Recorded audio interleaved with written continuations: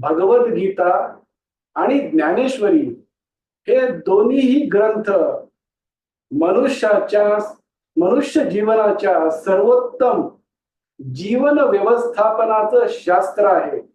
आणि अध्यात्म हे मनुष्याच्या 360 डिग्री 360 अंशातील सर्वोत्तम व्यवस्थापन कसे करावे याचे शास्त्र आहे.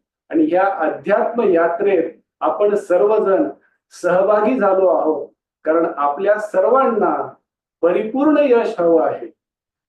आपल्याला आनंद, समाधान, शांती, सुख, भौतिक सुख देखील, त्यासोबत प्रसन्नता ही सुद्धा आपल्या जीवनामध्ये हवी आहे. म्हणजे आपल्याला आंतरिक प्रगती, आंतरिक उन्नती आणि